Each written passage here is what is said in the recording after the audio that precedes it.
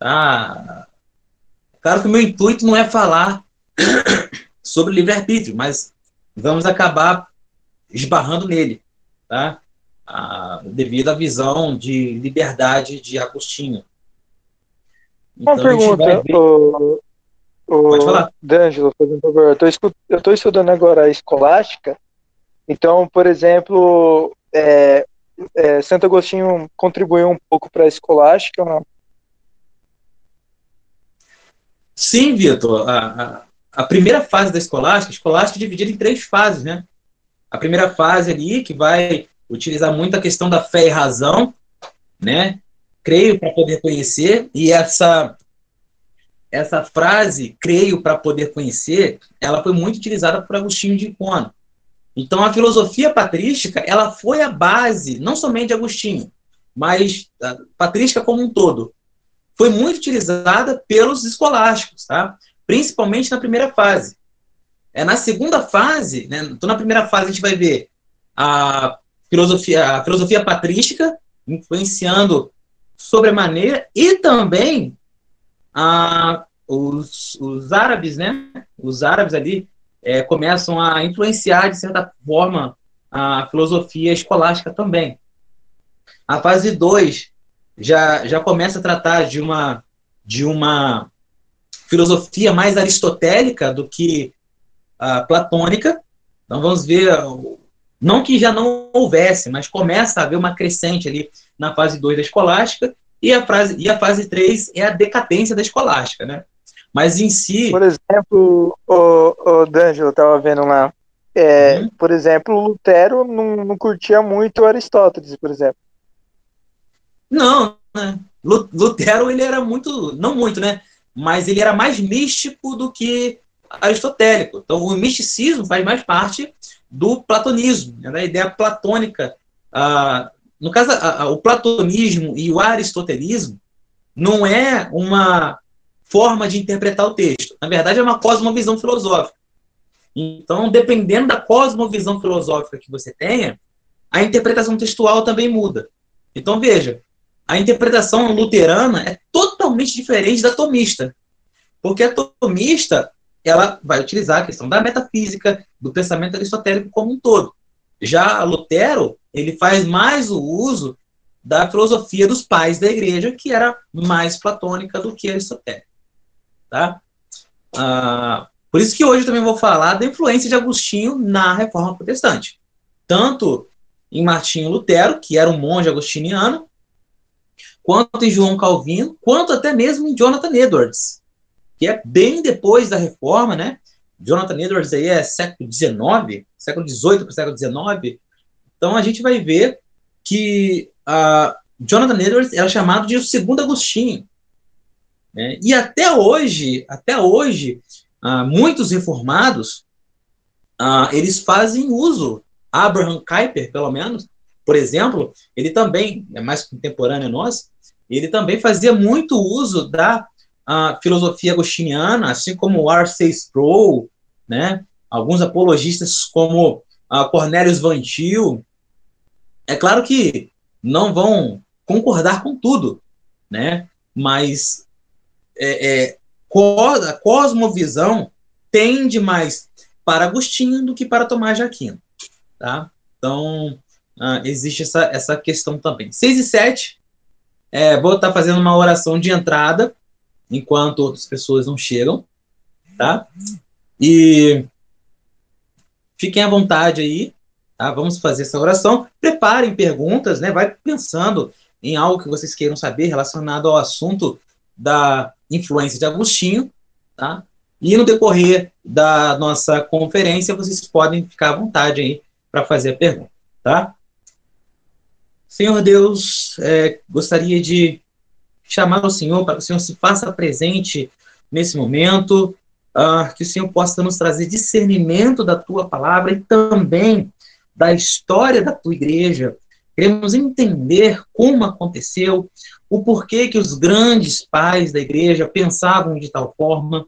Ilumine nossa mente para compreender melhor as nuances teológicas daquele tempo. Sabemos da nossa limitação, sabemos que Nem sempre entendemos as coisas devido à nossa falha, à nossa pequenez, mas esteja nos abençoando esse momento, Pai.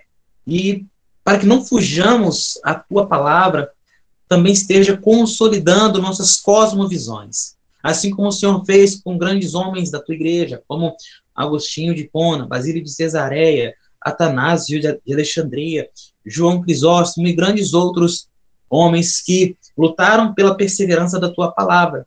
Seja também conosco e nos auxilie na compreensão do mesmo. É isso que eu te peço e te agradeço, no nome de Jesus.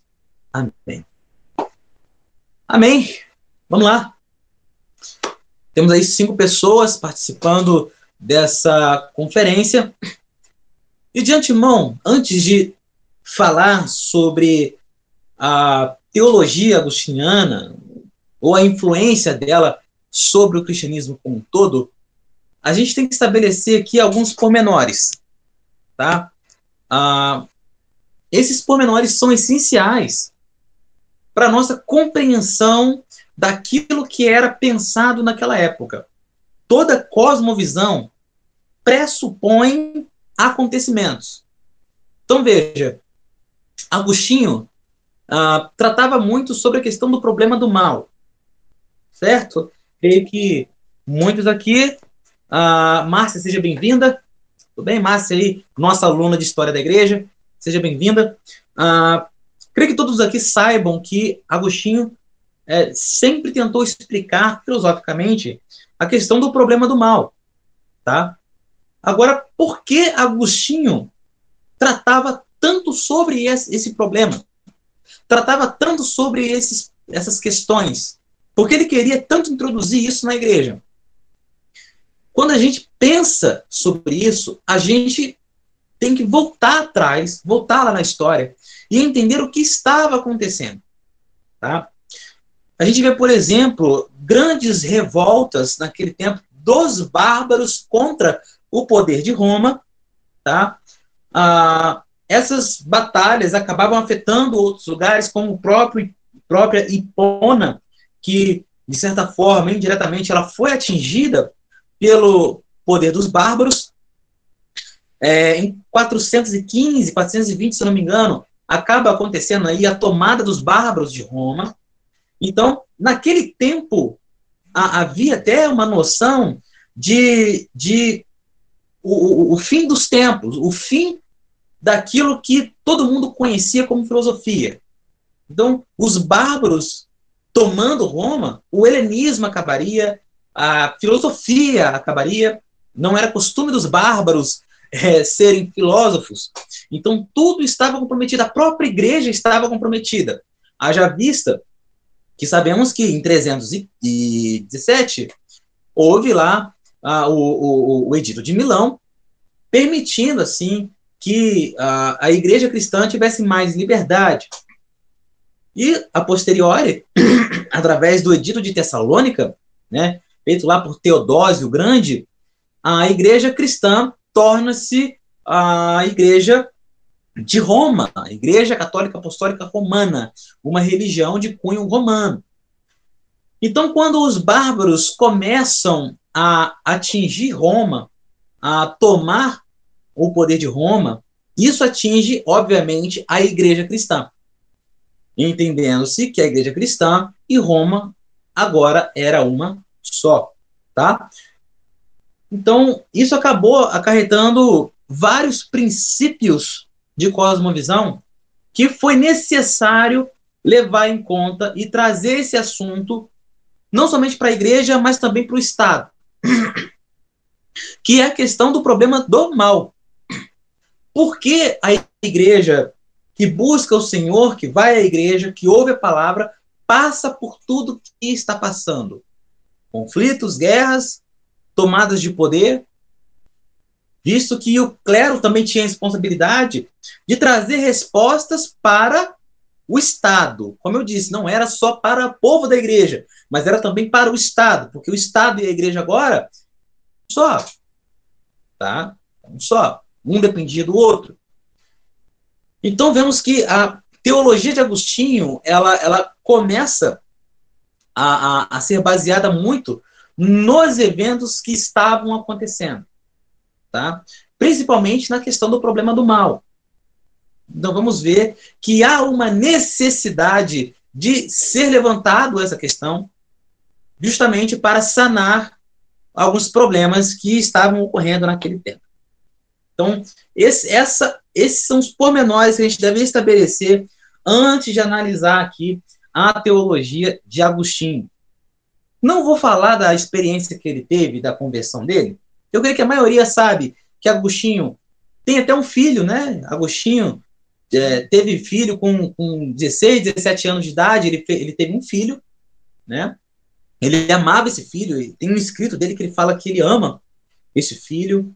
A mãe de Agostinho era cristã, era da igreja de Santo Ambrósio, né? Ambrósio também influenciou muito Agostinho devido à sua retórica.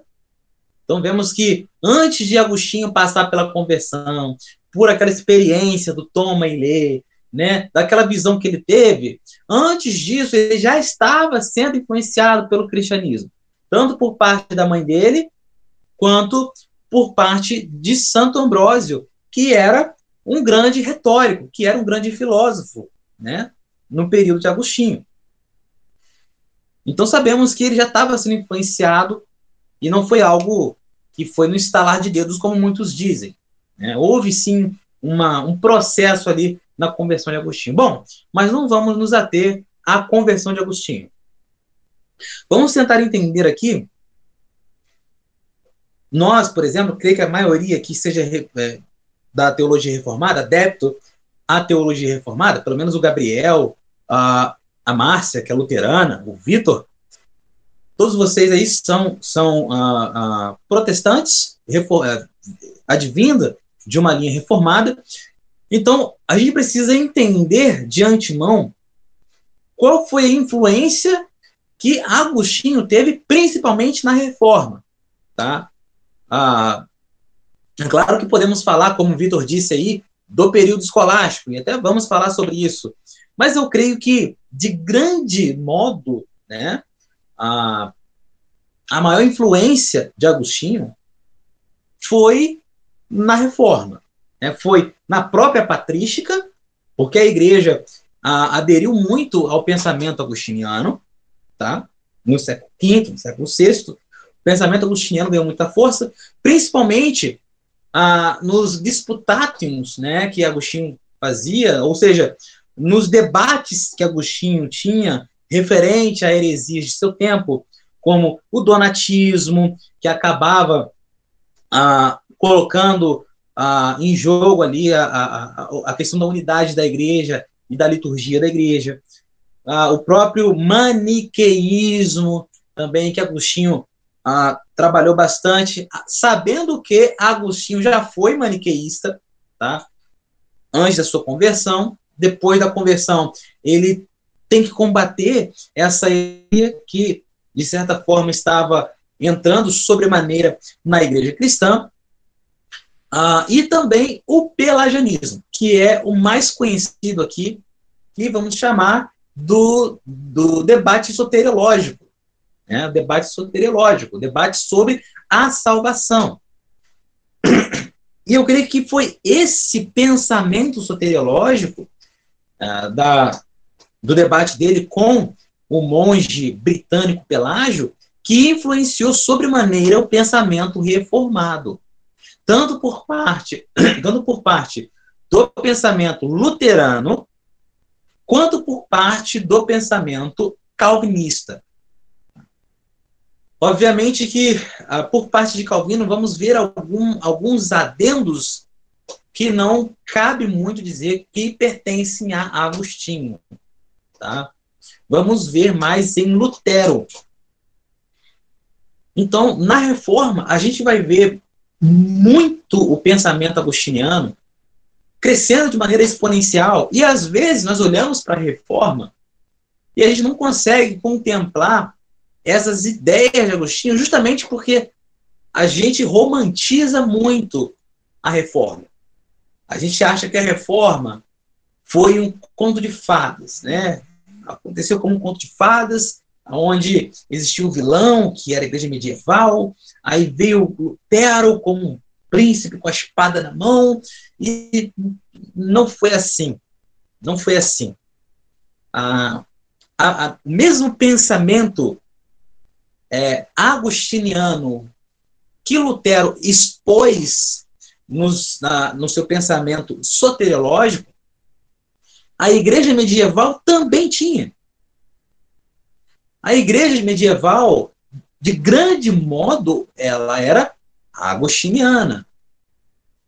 Em alguns aspectos, ela era tomista, mas, de grande parte, ela era agostiniana.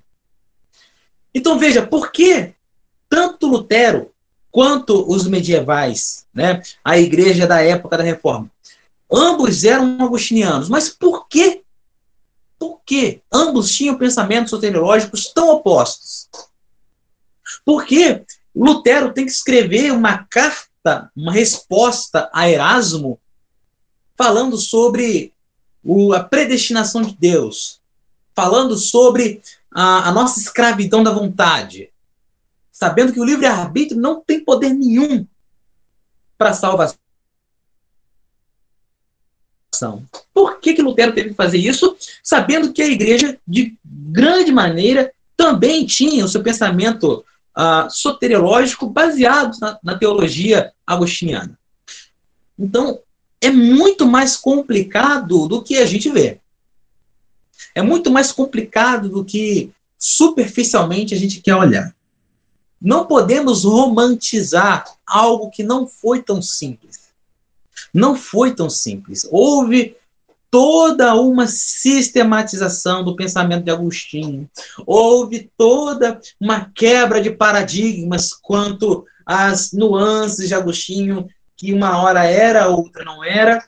Vemos até Agostinho se retratando sobre muitos de seus pensamentos, né? Então a gente vai ver uma certa inconsistência também no pensamento agostiniano, né? E tudo isso acabou influenciando a igreja cristã do período reformado. E isso, de certa forma, teve muita influência para que houvesse a concepção soteriológica que temos hoje. Tá? João Calvino, por exemplo, ao escrever as Institutas, o pai da igreja que ele mais utiliza nas Institutas como referência é Agostinho de Hipona. É o próprio Agostinho de Hipona. Creio que ele usa também João Crisóstomo, se não me falha a memória. Mas, dito isto, podemos entender que na história da igreja, do século V até mesmo nos dias de hoje, a maior influência teológica e filosófica que existe são os pensamentos de Agostinho de Hipona. Tá? Agora, o que temos que avaliar por trás do pensamento teológico de Agostinho é a sua retórica. Vitor Diego, seja bem-vindo. Então, por trás do pensamento teológico de Agostinho de Hipona, havia a sua questão retórica. Agostinho prezava muito pelos argumentos retóricos. Tá? Ele achava que a teologia ou a filosofia sem a retórica, ela é fria e vazia. Porque não há a persuasão. Não há persuasão.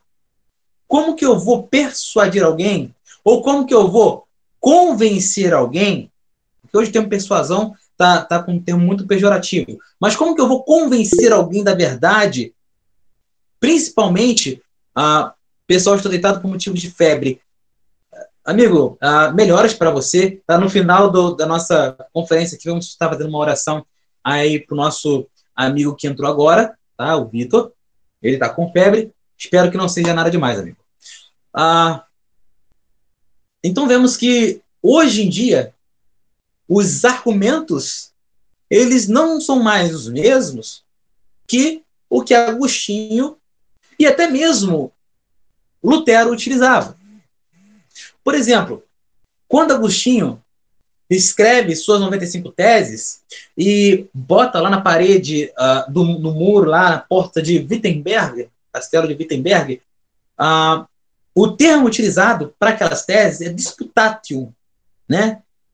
Era um debate que ele queria ter com o clero referente às indulgências, à venda de indulgências. Então, veja, a teologia sem o debate, a teologia sem a retórica, sem os argumentos, ela fica uma teologia vazia. A própria exegese, ela pressupõe um argumento. Porque quando nós como pastores, fazemos uma exegese, o objetivo da exegese é levar a interpretação para a igreja e aplicar na vida do povo. Agora, veja, sem um argumento palpável, sem o uso da argumentação lógica, isso fica incabível. A própria aplicação textual pressupõe um argumento. E é isso que Agostinho de Hipona sempre falou. E que durante a Reforma Protestante foi se perdendo aos poucos. Porque frisaram muito na questão teológica de Agostinho, ou, resumindo, na questão soteriológica de Agostinho, né? Porque, por exemplo, a escatologia de Agostinho não era muito seguida na Reforma. O que era mais seguida na Reforma era a soteriologia de Agostinho. Mas deixaram um pouco de lado a questão filosófica de Agostinho, a questão retórica de Agostinho. Tudo isso que, obviamente, para a igreja seria totalmente eficiente para explicar questões complexas, como o próprio problema do mal, que Agostinho tanto falava. Vemos também Agostinho trabalhando muito sobre a questão da Trindade. Ele separa toda uma obra dele para falar da Trindade. E qual o estilo que Agostinho utiliza para falar da Trindade?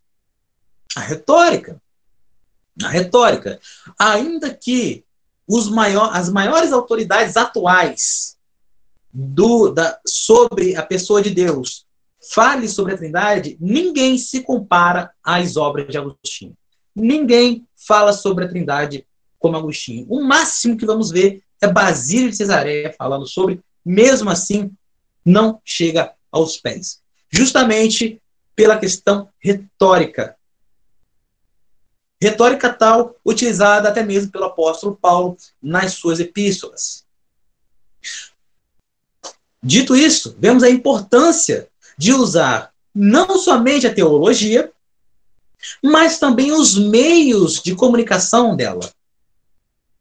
Então, veja, quando falamos sobre ser teólogo ou sobre fazer teologia, nós também temos que compreender os meios de transmissão. Entender que toda mente teológica pressupõe um caminho comunicativo. Quando a gente não encontra o caminho de comunicação, a nossa teologia parou, se estagnou e não foi para frente. Por mais eficiente que ela seja. Por mais eficiente que uma teologia seja, ela fica vazia se ela não souber o caminho da comunicação. E é sobre isso que Agostinho tanto falava nas suas argumentações. Não é eficiente apenas estabelecer um princípio, mas também devemos saber o caminho de comunicá-lo. Tá? Por isso que Agostinho falava, creio para poder conhecer. Ela pressupõe um caminho de comunicação. Até mesmo na poesia de Agostinho, quando Agostinho pergunta às criaturas, aos pássaros, aos animais, quem foi que criou todas as coisas? E os animais respondem, esse caminho, esse princípio não está em nós não podemos criar essas coisas. E Agostinho diz, então olhei para dentro do meu ser, no mais profundo da minha alma, e lá encontrei Deus se colocando dentro de mim para mostrar o caminho da verdade. Veja a beleza de uma retórica, de todo um argumento, dizendo que o caminho do crer, ele pressupõe um caminho comunicativo, ele pressupõe uma análise de comunicação. E isso nós não vamos ver, por exemplo, somente na filosofia. É claro que essa análise, esse critério retórico, é mais peculiar da filosofia grega. Mas a própria escritura, no Antigo Testamento, ela se adapta às questões de comunicação para transmitir uma verdade, para transmitir uma mensagem. Veja, o próprio Deus, inspirando o seu autor, Josué, diz lá em Josué que ele fez o sol parar. Mas veja, o sol não parou, porque o sol não se move. O que parou foi a terra. Mas o que Deus entendeu ali é que ele precisava seguir um caminho da comunicação para transmitir uma verdade teológica. Isso também acontece e deve acontecer no nosso pensamento teológico. E Agostinho traz isso à tona, tanto nos seus comentários bíblicos, como Gênesis, por exemplo, como também nos seus comentários devocionais, como Confissões, né? Sabendo que Agostinho de Hipona é o primeiro a escrever uma autobiografia. Então vemos que Agostinho de Hipona também criou um tipo literário. O tipo literário autobiografia, ele é encontrado primeiramente em Agostinho. Ninguém anteriormente tinha escrito uma autobiografia. Ele escrevia uma biografia de outras pessoas. Mas Agostinho é o primeiro a escrever uma autobiografia. Tá? Então a gente vai ver uma influência agostiniana, sim, tanto na escolástica quanto na reforma, mas a gente vai ver mais uma influência teológica do que uma influência filosófica. Porque com o tempo, como eu disse, com o tempo, a filosofia, ela perdeu forças. Ela perdeu forças. Hoje, óbvio, existem filosofias, mas são filosofias imperceptíveis. Porque não tem como a gente falar que a filosofia morreu. Porque enquanto a gente pensa, enquanto a gente reflete, estamos praticando filosofia. Só que não sabemos estabelecer que filosofia é essa. Tá? Então, veja, infelizmente, com o passar do tempo, a filosofia agostiniana foi perdendo força e a teologia, ou a soteriologia agostiniana, foi ganhando força. Sabendo que Agostinho não era apenas soteriológico, mas o que mais influenciou a reforma foi o seu pensamento soteriológico, justamente por ser tão... Na verdade, era um pensamento que ia totalmente oposto à teologia de boa parte da igreja medieval e também da igreja da reforma. Tá?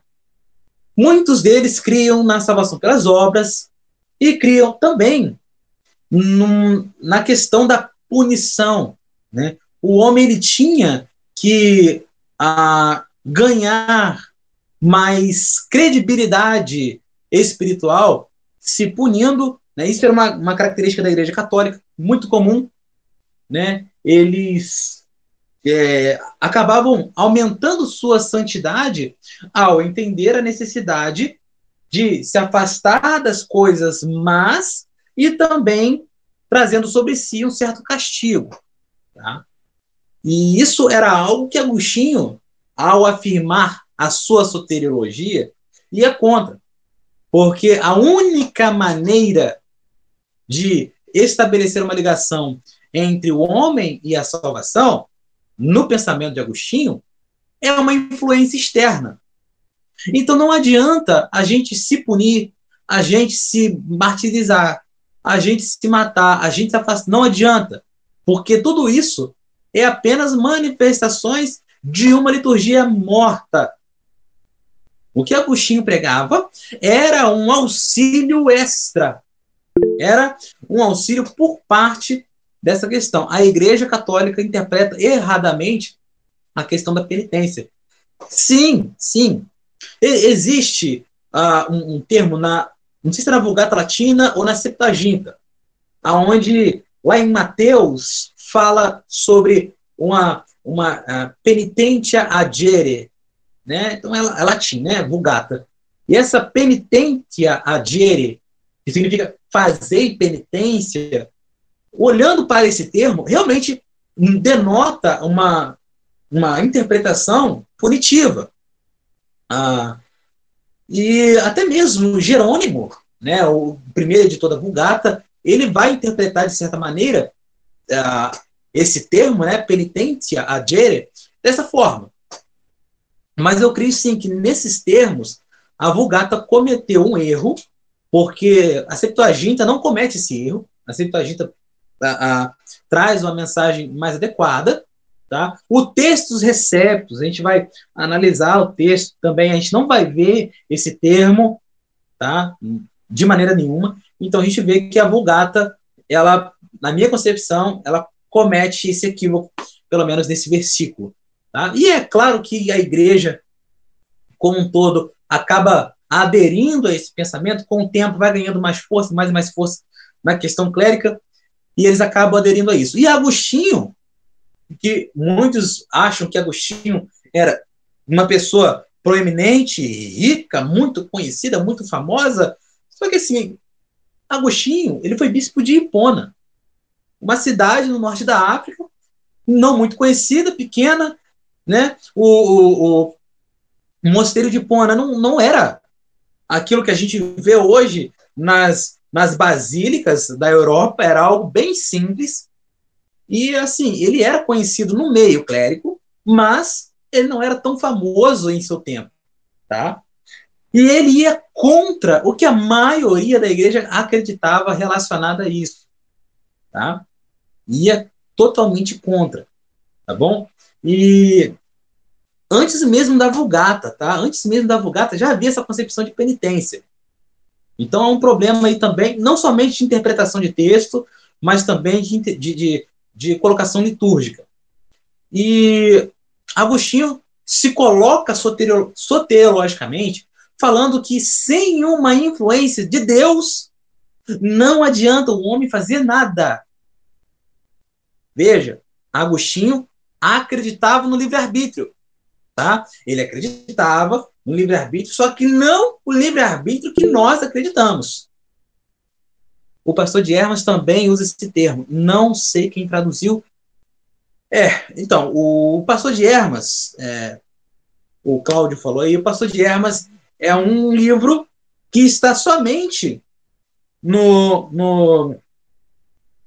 manuscrito 89, no Códice 89, né? Algumas Bíblias aí ortodoxas, né? Alguns manuscritos ortodoxos, eles aderem ao pastor de Hermas. Na verdade, foi quase aceito no cânon esse livro, mas não foi aceito, tá? Mesmo termo, significados diferentes. Sim, Gabriel, exatamente isso.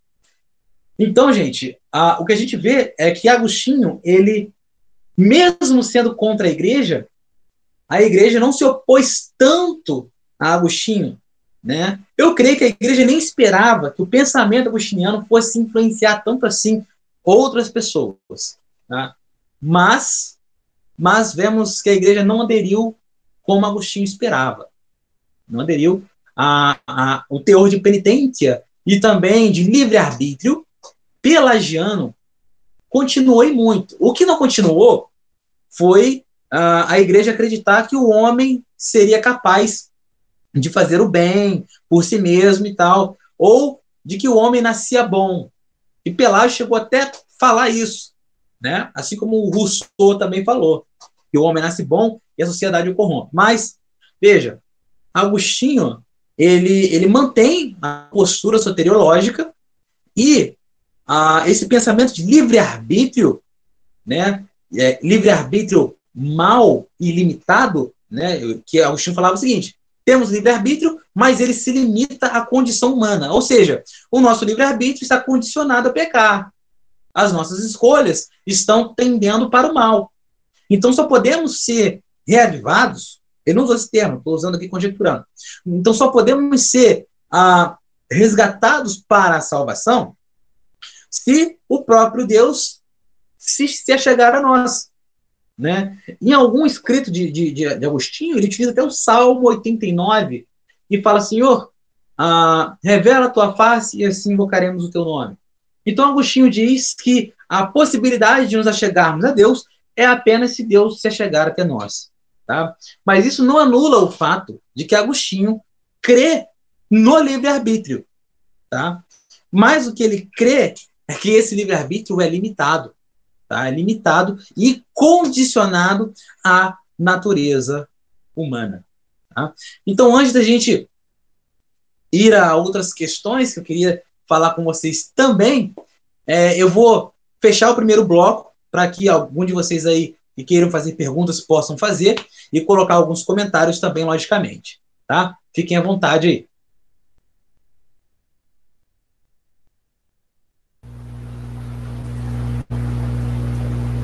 Teologia em Foco. Tá me ouvindo, tá, irmão? A minha pergunta é a seguinte. Sim, eu entendi que você tá apenas constatando que Agostinho crê, não dizendo necessariamente que você crê igualmente nisso.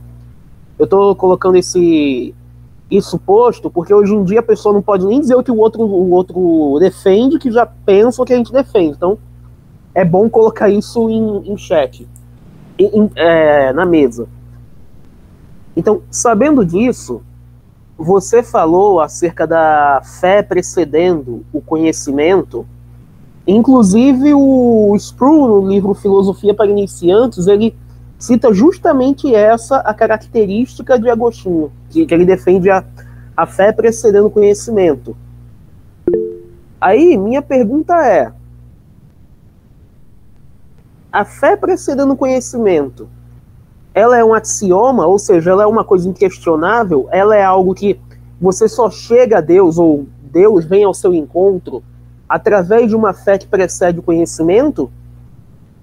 Se sim, como conciliar com testemunhos, por exemplo, de Lee Strobel, que hoje é um apologista, mas outrora era ateu, que foi chegando à fé justamente pesquisando, conhecendo acerca do valor, da veracidade do cristianismo através, entre tantas coisas, do documento histórico. Caso seja um axioma, pelo menos para Agostinho, não sei se para ele é um axioma, caso seja um axioma, a fé precedendo o conhecimento, esse exemplo de Lee Strobel e de tantas outras pessoas não seguiria um caminho contrário? Não seria uma crença, um conhecimento que precederia a fé?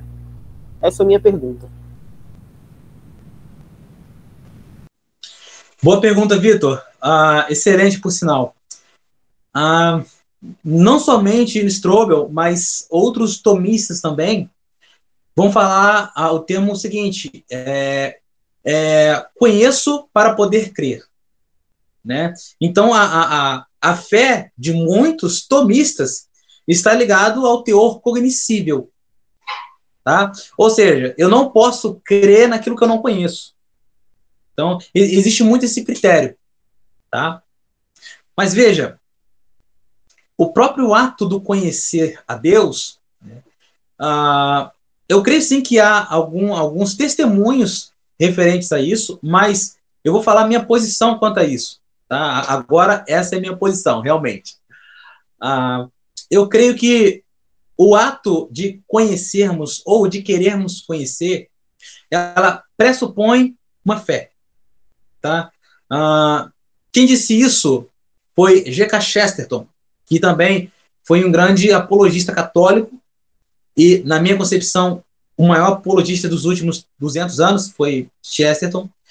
E ele falava que o próprio ato de conhecer ou de querer conhecer sobre algo pressupõe uma fé. Ele chama isso de fé em forma de semente. Tá? Então, veja, linkando a palavra com uma filosofia quanto a isso, a gente vai ver, por exemplo, lá em Efésios 2:8, que nós somos salvos mediante a fé e não pelas obras. Se eu dizer que a minha fé é precedida por um ato de conhecimento, Eu estou falando que as obras vêm antes da fé. Tá? Eu estou dizendo que um ato, uma atitude, ela precede uma questão de fé. Mas a partir do momento que eu creio que o fato de eu ir ao conhecimento pressupõe uma fé primária, eu prefiro aderir a isso. E eu digo isso a você sabendo que eu era ateu. Até os 17 anos de idade, eu era ateu. E com 17 anos de idade, comecei a ter uma depressão, e essa depressão me levou a ler muito a Escritura Sagrada. Muito a Bíblia, muito. E pergunto, será que isso não poderia ser um ato de Deus para me mostrar o que é fé, antes mesmo de eu querer conhecer? Então, veja, eu creio sim que, ainda que nós falemos, não tem como eu crer sem conhecer, mas a partir do momento que eu me disponho a conhecer, a fé já foi plantada. Porque é a fé que me compele a conhecer. Entendeu? Então, essa é a minha posição. Eu fico mais com a posição agostiniana quanto a isso. Creio para poder conhecer. Eu não creio que ele tenha falado que a fé precede o conhecimento a ponto de anular o conhecimento. Não. Tem alguns que o fazem. Tem alguns que dizem que mesmo sem conhecimento, a fé estabelecida no coração é suficiente. Mas Agostinho não falou isso. O que ele falou é que a fé, ela nos leva a conhecer, né? Por mais que ela seja ilimitada, ela nos leva a conhecer. Então, eu fico, sim, com a posição mais agostiniana do que, por exemplo, a teoria de Pedro Lombardo, por exemplo. Pedro Lombardo, ele acreditava que o conhecimento precedia a fé de certa forma, né? E outros filósofos mais aí que podemos citar, tá? Essa é a minha resposta. E algum outro aí fez uma pergunta, não sei se foi o João, não lembro, se puder perguntar audivelmente, porque eu não estou conseguindo acessar a mensagem aqui. Se puder, por favor. Acho que foi indicações sobre Agostinho, é isso? Opa, boa noite. Foi exatamente sobre indicações sobre livros para quem está iniciando a conhecer a teologia agostiniana. PS, eu sou reformado. Perfeito, perfeito. Bom, eu creio que qualquer um deve começar pelas Confissões, que creio que é a mais conhecida, as Confissões de Agostinho, que é baseada em 13 livros, né? As Confissões são formadas por 13 livros, onde ele relata tanto a sua biografia, como também alguns pareceres teológicos. Então, as Confissões é a base. Também recomendaria De Civitate Dei, né, a Cidade de Deus, também, que eu acho que é a segunda mais conhecida. Você pode ir anotando aí se quiser. E também a outra, De Spiritu et Littera, né, o Espírito e a Letra.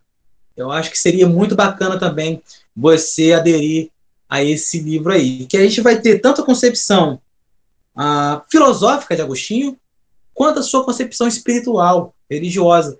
Essas 3 obras aí, para quem está começando, é bem eficiente. Tá? É o que eu recomendo. Mais alguma pergunta? Se não tiver, eu vou estar entrando... antes de tudo, Vitor, eu respondi sua pergunta? Ficou alguma dúvida? Não. É uma questão... Ela é uma questão complexa mesmo, acerca da fé e do conhecimento, porque a gente não está falando de algo palpável, entendeu?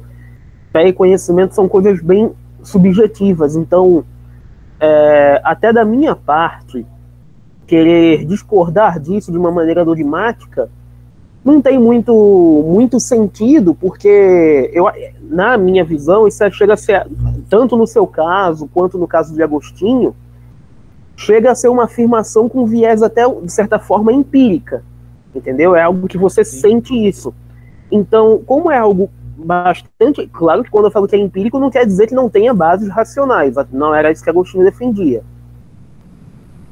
Então, discordar desse tipo de coisa, primeiro, eu estaria apenas discordando da sua experiência, ao passo de que a sua experiência é sua experiência e ponto final, entendeu? E até se analisarmos o senso de divindade que Calvino nas Institutas prega, acerca do homem, que mesmo tendo a sua imagem de Deus, a imago Dei, ela ainda que tenha sido, não sei se a palavra correta é essa, ainda que tenha sido, não vou dizer destruída, porque sobrou alguma coisa. Não chegou a ser destruída, mas foi corrompida. Uhum.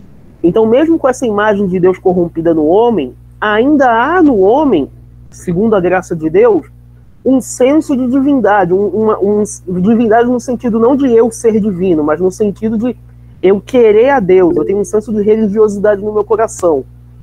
Adotando esse pressuposto de Calvino, que não é nenhum absurdo, acaba também não sendo nenhum absurdo crer que a fé precede a razão. Haja vista que na apologética, até mais voltada para o lado reformado, o homem tem essa religiosidade cravada no peito, entendeu? Então, é uma argumentação que eu não tenho maiores discórdias, repito, porque eu estaria discordando de coisas empíricas suas e de Agostinho, e porque na própria teologia reformada, até pós-agostiniana, há uma base lógica bem consistente para que a pessoa creia nisso. É isso mesmo. Sim, sim. É muito bacana essas suas afirmações, porque realmente, quando a gente estabelece um parâmetro filosófico, muitos deles vão se basear tanto em interpretações ou cosmovisões, quanto também em experiências. Tá? A própria filosofia agostiniana pressupõe isso devido a ele ter uma predisposição ao neoplatonismo. Tá? Diferente de Tomás de Aquino, que tem uma total disposição a ser aristotélico. Então, é óbvio que, quando eu olho para a questão aristotélica, eu vou observar questões horizontais, que é o termo, né? Questões desse plano. Já Platão, ele olhava para a questão suprarracional. Então, dependendo da cosmovisão, a gente vai tender mais para um lado. A questão apologética que você mencionou é bem verdade. Por exemplo, a apologética clássica, alguns que utilizam a apologética clássica, eles vão dizer que o conhecimento ele pode sim preceder a fé, e isso como um princípio de argumentação primária. Então, existe sim a questão do conhecimento preceder a queda. O conhecimento preceder a fé. Por parte da apologética pressuposicional, já não vai ver tanto isso. Você vai ver ele estendendo mais para Agostinho e afirmar que o conhecimento de Deus já está estabelecido na natureza humana. Romanos 1 vai dizer isso. Né? O conhecimento de Deus já está estabelecido e, por isso, os homens são indesculpáveis. Então, quando se fala de conhecer para poder ter fé, já está falando de um conhecimento secundário. Né? Então, a gente estabelece que a fé ela precede esse conhecimento secundário. Tá? E creio que o Vitor tinha falado algo também aí, o Vitor Freitas. Gente, quando vocês quiserem falar alguma coisa, podem falar pelo áudio, tá? Porque eu estou apertando aqui, não está indo lá nas mensagens. Aí vocês podem perguntar no áudio. Ô, D'Angelo, é o seguinte, eu não entendi muito bem isso, né? É o conhecer, precede a fé e tal, beleza. Mas assim, o fato de o conhecer a Deus, lá em Romanos 1, dá um conhecimento universal. Então, como se todos eles conhecem a Deus, como que isso fica, entendeu? Então, um ato, como que fica isso pela razão da fé? Eu não entendi muito bem esse final que meu pai me falou. Gentileza. Certo. Eu creio, o Vitor, alguns que trazem essa análise de Romanos, um comentário de Romanos que eu gosto muito, por exemplo, é o comentário de Charles Hodge. Charles Hodge vai tratar esse Romanos 1, essa análise de Romanos 1 feita por Paulo, como o conhecer contemplativo. O que é o conhecer contemplativo? É o conhecer baseado no visual, naquilo que se sente, né? Ou seja, tanto você pode ver a criação quanto sentir a criação. Então, aquele sentido ali está mostrando mais um conhecer contemplativo. Tá? O que se trata do conhecimento sobre conhecer e ter fé já é uma questão cognitiva da mente, já é uma questão intelectual. Então, por exemplo, será que todo mundo que olha para a natureza, olha para a criação, conhece a Deus? Quando eu falo conhece a Deus, será que eles sabem como é o caráter de Deus? Que esse Deus é misericordioso? Será que eles sabem dos atributos de justiça e misericórdia de Deus? Não.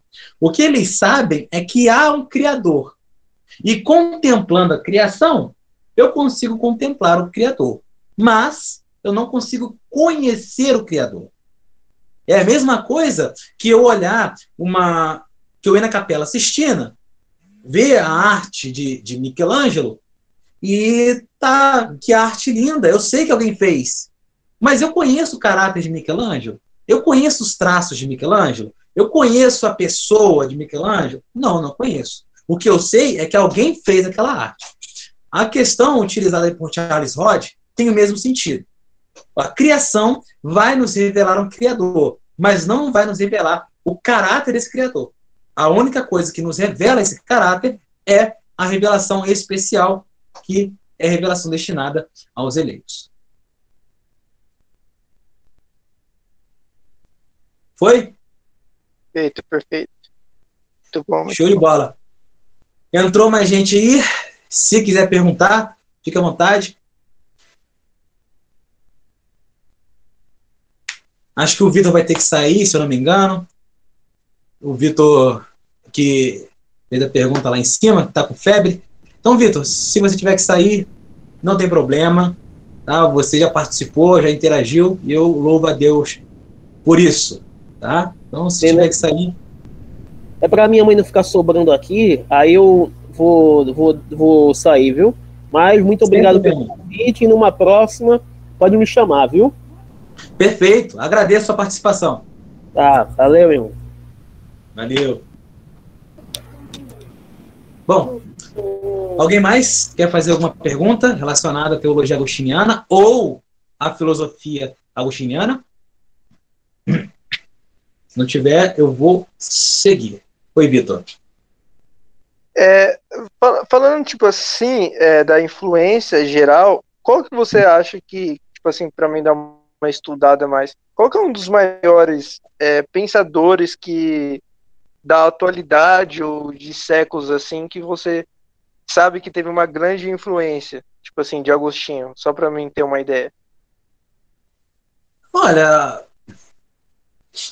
o que teve aí grande influência de Agostinho, que você já lê, né? Jonathan Edwards.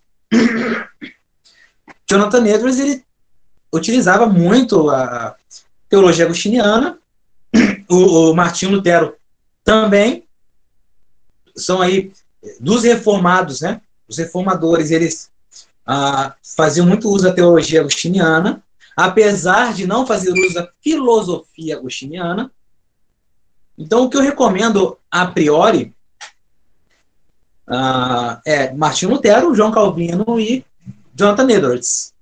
Tá? Mas, veja, eles tinham também, apesar de serem influenciados, eles tinham sua própria teologia.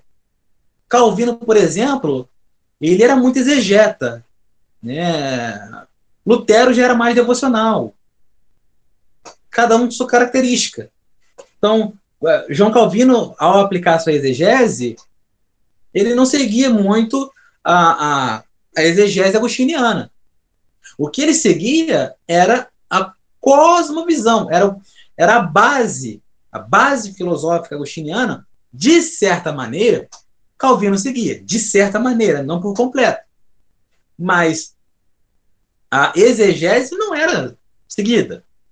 Na verdade, muitos reformadores não gostavam da exegese de Agostinho. Por exemplo, a exegese de Agostinho referente a Gênesis 1, ele fala que a criação não durou 6 dias, mas foi um dia só, mas Deus colocou, através de dias, para a ideia criacional se adequar à mente finita do leitor. Então, o que Agostinho cria é que a criação, ele chamava de criação simultânea ou instantânea. Foi de uma vez só. Né? Martinho Lutero era contra. Né? João Calvino também. Então, a gente vê que, exegeticamente, ele não era tão seguido pelos reformadores. Tá? Ele foi influência, sim, na soteriologia e na teologia em partes. Tá? Na cosmovisão em partes, mas na exegese, na forma de interpretar o texto, nem sempre ele foi uma grande influência. Tá? Foi, Vitor? Se foi, eu vou seguir. Se ninguém tiver mais perguntas... Sim. Graças a Deus, foi tudo certinho. Pode continuar. Perfeito. Se não tiver pergunta. Oi? Vamos lá, então. Vamos seguir. Vamos fazer uma pergunta aqui que é muito importante. Será que é necessário conhecermos, hoje em dia, Agostinho, a teologia de Agostinho, para ter uma concepção teológica mais saudável? Será que é necessário? E eu respondo a vocês, sem dúvidas é necessário. Com certeza há uma grande necessidade da gente mergulhar na teologia de Agostinho, nas premissas agostinianas, na filosofia de Agostinho, na retórica de Agostinho, para a gente entender melhor os assuntos mais complexos da teologia. O Vitor, ele sempre fala comigo sobre a questão do problema do mal. É algo que o Vitor tem estudado. E veja, não há caminho melhor do que retornar a Agostinho. É óbvio, primeiramente, vamos seguir a nossa norma base, né? Normas, né? Que é a nossa Bíblia Sagrada. É a nossa base primordial. Mas é claro que precisamos também recorrer à compreensão da Igreja sobre os assuntos da Escritura. É muito importante recorrer ao pensamento da Igreja sobre. Então, por exemplo, ao falar do problema do mal, a gente pode não ter todas as nossas dúvidas sanadas olhando só para a Escritura. Porque tem vezes que a Escritura não tem o compromisso, não tem o propósito de responder a pergunta. Veja, Romanos 9, quando Paulo está falando ali sobre os desígnios de Deus, porque Deus endureceu o coração de Faraó, porque ele amou Esaú e odiou... ele odiou Esaú e amou Jacó. Aí ele fala, é Deus injusto ao fazer isso? Claro que não. Pergunto a vocês, quem são vocês para criticar os desígnios de Deus? Não respondeu. Paulo não responde o porquê que Deus endurece Faraó. O que ele fala é, Deus endurece quem ele quer porque ele quer. É simples. Deus endureceu porque ele quis. Ele é soberano. Só que nós somos seres curiosos. Imagina só, alguém chegar para você, dar um tapa na sua cara e você pergunta, por que você fez isso?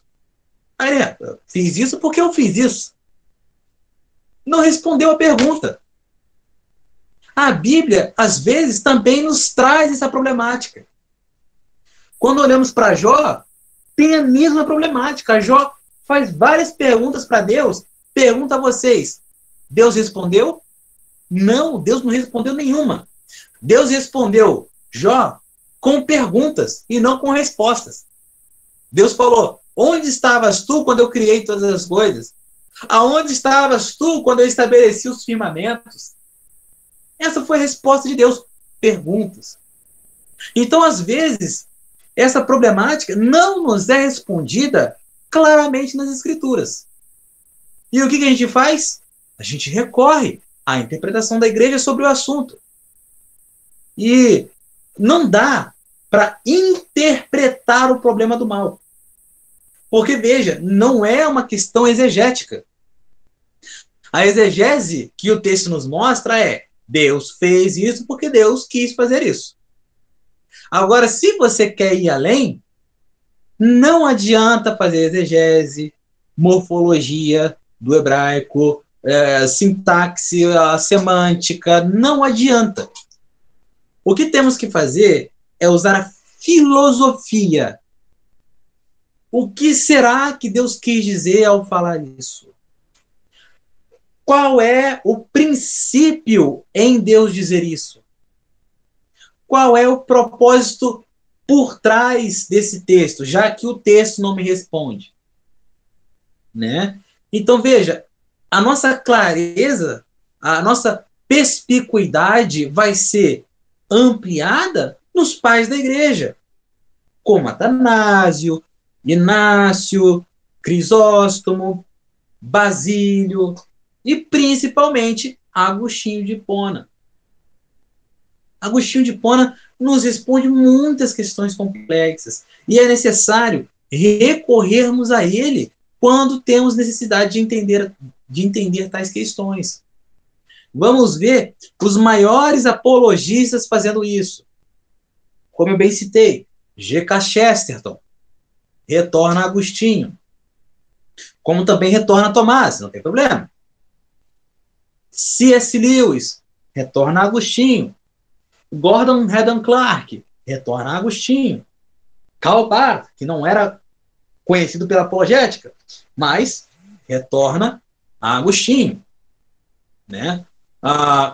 O próprio Norman Geisler, que é um apologista mais contemporâneo, retorna a Agostinho. Por que eles retornam a Agostinho? Porque na apologética é onde há as perguntas mais complexas da teologia. Quem é Deus? Deus existe? Por que o mal existe? Por que a Trindade não pode ser explicada racionalmente? Tudo isso. Todas as perguntas complexas, né? A moral humana, a ética humana, a política, tudo isso é tratado na apologética. E se a gente quer ser um apologeta, que é o objetivo de todos, veja, a apologética não é objetivo só de estudioso filosófico. A palavra diz lá em 1 Pedro que nós devemos sempre estar preparados para responder à esperança que há em nós, para explicar a esperança que há em nós. Então, a defesa da fé é uma característica do cristão, e não somente dos estudiosos.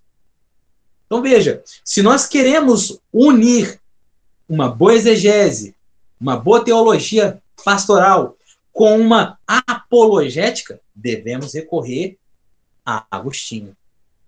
Sem sombra de dúvida, recorrer a Agostinho é essencial para a nossa teologia e também para a nossa apologética nos dias de hoje. Para as perguntas mais complexas da vida, mais complexas, porque hoje perdemos tempo, às vezes, falando de supralapsarianismo, infralapsarianismo, cessacionismo, continuismo, dons, isso e aquilo, calvinismo, arminianismo. Mas esquecemos dos assuntos principais, porque esses assuntos, que são mais debatidos hoje, não eram debatidos na época da igreja. E por que não eram debatidos? Porque a igreja estava combatendo heresias poderosas, como o arianismo, o donatismo, né, o nestorianismo, tá, o gnosticismo, tudo, pelagianismo, tudo isso estava sendo combatido na igreja. A igreja não tinha tempo de debater coisas periféricas, coisas que estão laterais. não são centrais, são laterais. Então, o propósito de estudar Agostinho é compreender as questões complexas da teologia cristã. Agora, você quer estudar sobre calvinismo? Perfeito. Leia Abraham Kuyper. Leia R.C. Sproul. Leia John MacArthur. Você quer compreender o supra e o infralapsarianismo? Leia Spurgeon. Leia Edwards. Você quer compreender mais sobre leia Tourinho. Exatamente, Vitor. Leia Francisco Tourinho. Quer entender os decretos? Francisco Tourinho. Olha, estou fazendo aqui um merchan. Calvinismo explicado. Se você quer entender sobre os decretos de Deus e outras coisas mais, leia Francisco Tourinho, o Calvinismo explicado, volume 1. Show, galera? Mas se você quer entender as coisas que a igreja mais foi atingida na história, como Trindade, que foi atingida aí pelo arianismo, questões comunidade da igreja, que foi atingida pelo donatismo, questões como o relacionamento do homem com Deus, que foi atingida pelo maniqueísmo, questões como soteriologia, que foi atingida aí pelo pelagianismo. Quer entender isso? Então recorra a Agostinho. Recorra a Agostinho, porque é nele que as coisas mais complexas da vida vai ser respondida de maneira muito mais clara do que a gente imagina. Tá? Maior teólogo que a igreja já teve, com certeza, foi Agostinho. Com certeza. Sem sombra de dúvida, Vitor. Sem sombra de dúvida. Eu poderia falar, claro, que o maior exegeta ainda nem é Calvino. Mas para mim, o maior exegeta foi João Crisóstomo. O maior exegeta foi João Crisóstomo. Depois, Calvino. Tá? Mas teólogo como um todo, porque teologia não é só exegese, tá, gente? Teologia vai muito além disso. Teólogo mesmo, Agostinho de Hipona. Sem sombra de dúvida. Ele se distancia quilômetros aí do segundo lugar. Tá? E não somente bom teólogo, mas também um bom filósofo. Ele já era reconhecido praticamente em toda a região pela sua antes de ser cristão, pela sua retórica e pela sua oratória. Não havia ninguém que tinha uma oratória como Agostinho. Não havia. Nem mesmo Ambrósio, que era reconhecido toda a igreja como um dos maiores bispos daquela época, nem ele se comparava à oratória de Agostinho de Hipona. E obviamente, que ele utilizou essa boa eloquência, essa boa oratória e retórica, para refutar as maiores heresias do seu tempo, como o donatismo, o maniqueísmo e também o pelagianismo. É óbvio que não somente na teologia, mas na oratória, ninguém batia de frente com ele.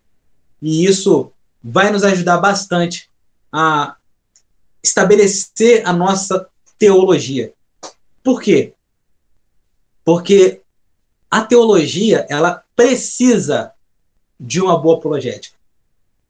Precisa. Não adianta nós sermos bons teólogos e a gente não estar preparado para usar essa teologia apologeticamente. Porque alguém que não sabe aplicar a teologia, ainda que esteja certo, ele vai ser convencido que está errado. Por isso que muitos calvinistas se tornam até pelagianos. Por quê? Tem uma boa teologia, uma teologia calvinista, uma teologia próxima das escrituras, mas ele não tem uma boa apologética. Ele não tem um bom argumento sólido. Aí, uma hora é calvinista, outra hora é arminiano, outra hora é pelagiano, outra hora é ateu, outra hora é muçulmano. Eu e o Vitor conhecemos um rapaz aí que é basicamente isso. Por quê? Porque ainda que ele tenha uma boa teologia, ele não tem um bom fundamento. Aí, infelizmente, acontece como aconteceu com Tertuliano, de Cartago. Grande pai da igreja, grande apologista, que defendeu a fé cristã ferrenhamente e, no final da sua vida, optou pela heresia montanista. Porque não estava bem fundamentado. Tá? Então, é isso que eu queria falar para vocês. Vou abrir o fórum novamente, caso alguém queira fazer algum adendo ou alguma pergunta, tá? E logo depois a gente encerra, tá bom?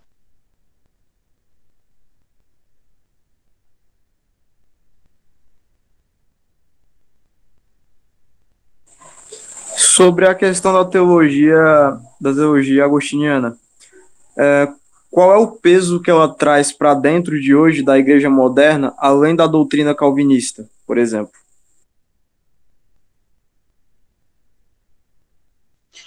Excelente pergunta, João. Parabéns. Eu estava esperando por uma pergunta dessa. Olha, teria um peso muito grande se essas igrejas modernas estivessem preocupadas em estudar a história. Realmente, se essas igrejas modernas olhassem para a teologia de Agostinho, sem sombra de dúvida, não estaria como estava. Sem sombra de dúvida. O problema é que não há essa preocupação, nem por parte da liderança das igrejas modernas, e nem por parte também das ovelhas que ali estão. A preocupação da igreja moderna é ser pragmática. É estabelecer um pragmatismo evangelístico com base no amor de Cristo e no poder do Espírito Santo. Na história, cada igreja teve uma característica. Vemos que no período medieval era uma característica mais litúrgica ou cristológica. Na Reforma, era uma característica mais centralizada na pessoa de Cristo, tá? Na pessoa de Cristo e na sua suficiência, o solos Christus, né? No período moderno, né, começando lá no Iluminismo, a gente vai ver uma característica mais voltada para o texto em si. Então, esquece Deus, esquece o Espírito Santo, esquece Cristo. O objetivo agora é o texto. Daí começa a surgir a teologia liberal, entendendo que o texto nada tem a ver com a igreja, mas tem a ver com a avaliação crítica dele. Tá? Nesse período, de 1906 para cá, com o início do pentecostalismo, a gente vai ver uma grande massa surgindo, seguindo um conceito wesleyano também, defendendo a questão da vida com Cristo e também da manifestação do Espírito Santo por meio dos dons. Show? Então, com isso, o foco da igreja passa a não ser mais características peculiares do tempo de Agostinho. Então, eles não estão preocupados em entender o problema do mal, porque para a igreja moderna, o problema do mal é porque a gente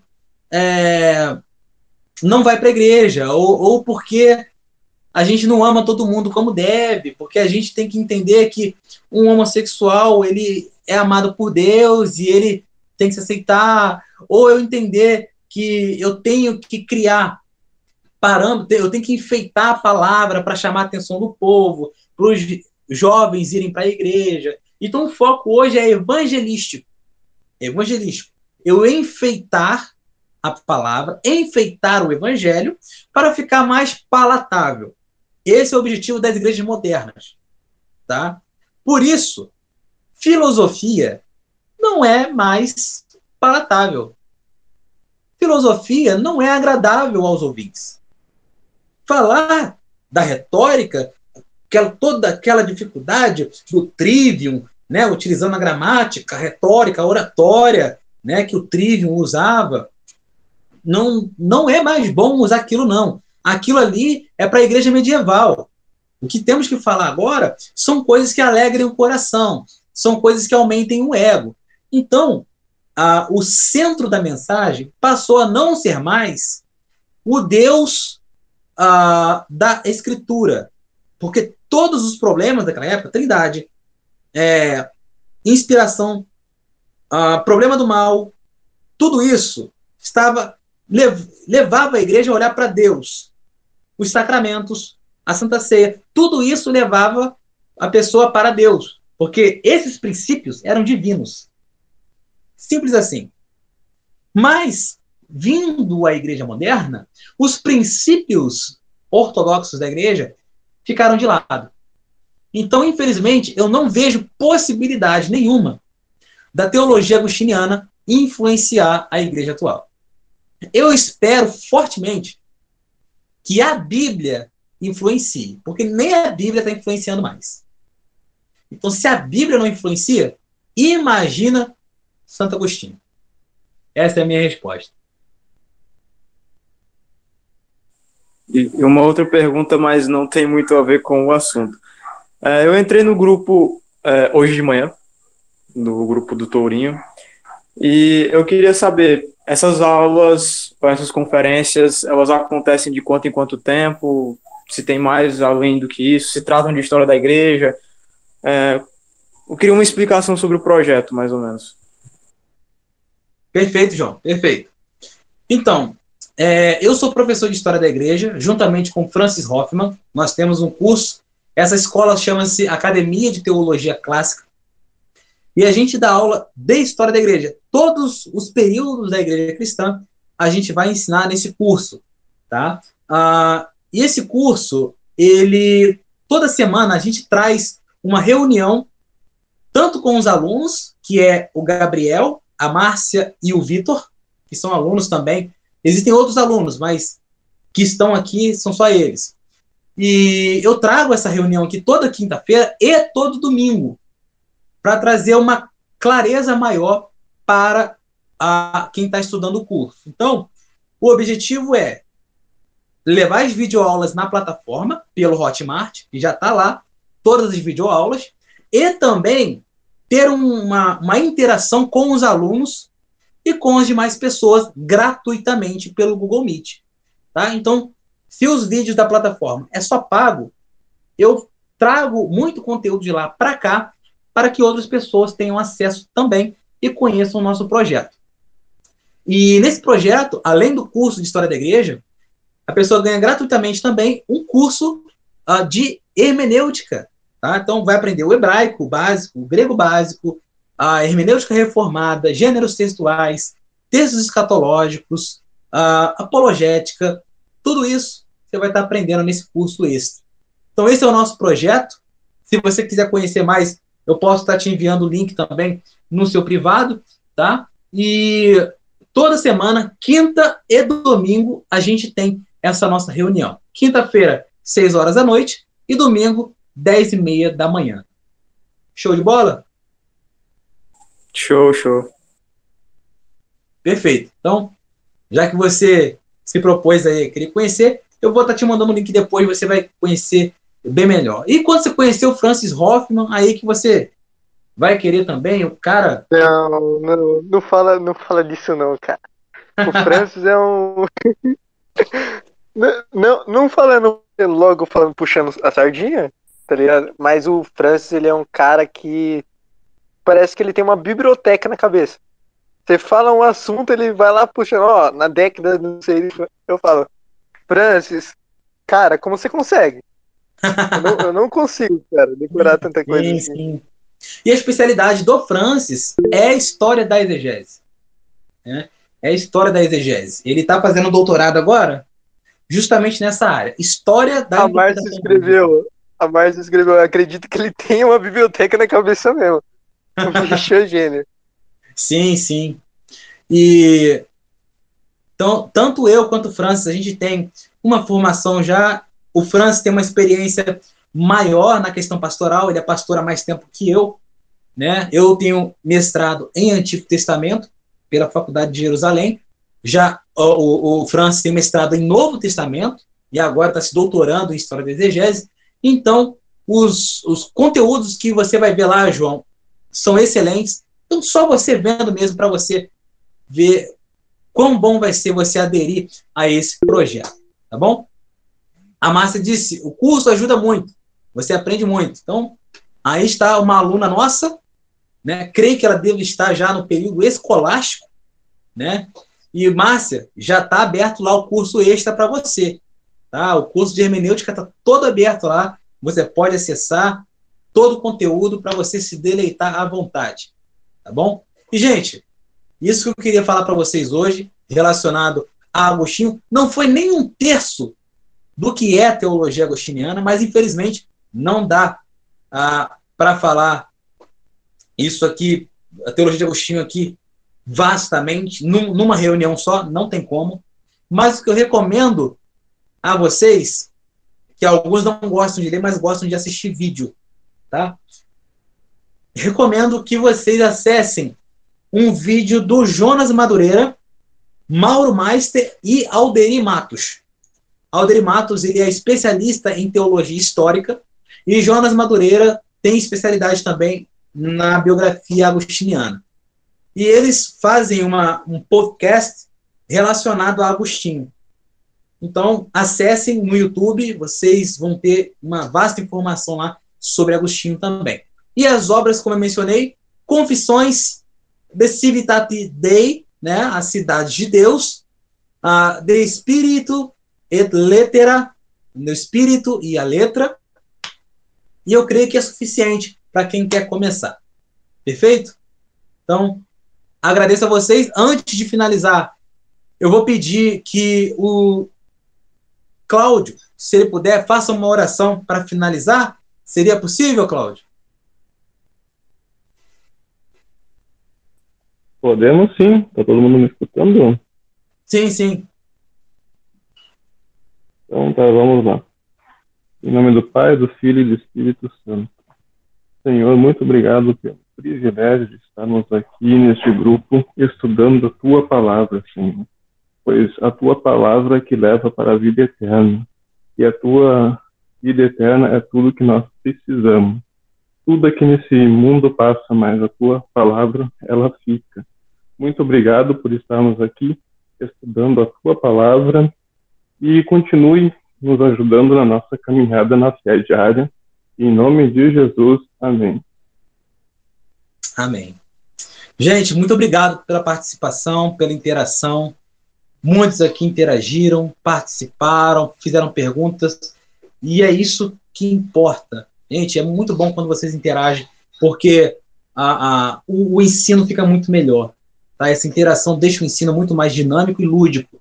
Tá? Então, agradeço vocês. No domingo, a gente vai estar fazendo uma reunião novamente, tá? Então, João, já te convido, tá? E é sobre aliancismo. Vamos estar explicando aqui algumas questões difíceis de aceitar, como o pedobatismo, a questão do dia, se é sábado, se é domingo.